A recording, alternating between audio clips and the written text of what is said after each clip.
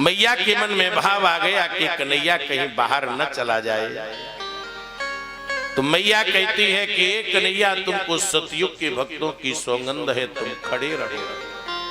कन्हैया ने कहा कोई चिंता नहीं, अरे तुमको त्रेता युग के भक्तों की सौगंध है, खड़े रहो। कन्हैया ने कहा ना मैया, इनका भी मुझे कोई परवाह नहीं,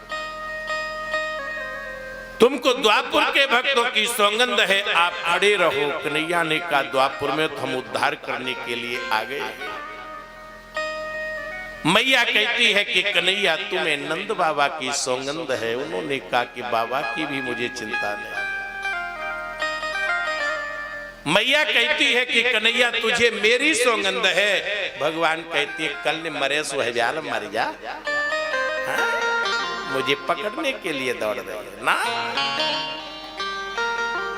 अंत में मैया ने कहा कि कन्हैया तुमको कलयुग के भक्तों की सौगंध है। बस इतना सुना तो कन्हैया वहीं पर खड़े रहे।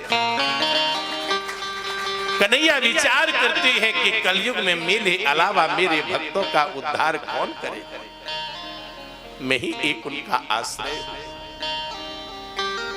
इसीलिए हरेर नाम केवलम कलौ नास्तेव नास्तेव नास्तेव गतिरन्यः। मैया ने जैसे इनको पकड़ा, कन्हैया खड़े रह गए। मैया ने लेकर के महाराज रस्सी इनकी कमर में और जैसे कमर में बांधी तो 2 अंगुल का अंतर।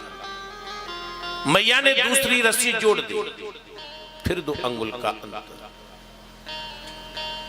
फिर मैया ने जोड़ी, फिर 2 अंगुल का अंतर।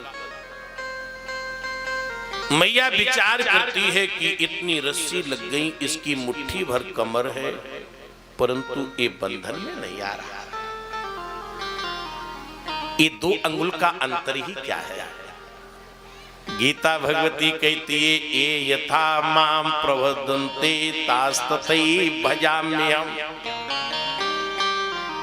एक अंगुल मैया का अहम माने मैं, मैया अहम एक अंगुल, और दूसरा अंगुल भगवान की दूरी।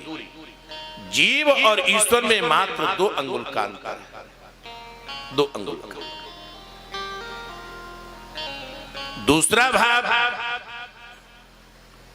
2 अंगुल के अंतर का भगवान बंधन में नहीं आ रहे, क्योंकि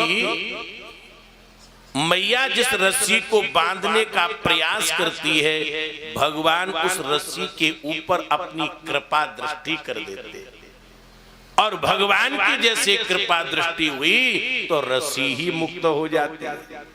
और जो रस्सी मुक्त हो जाएगी फिर वो बांधेगी कैसे।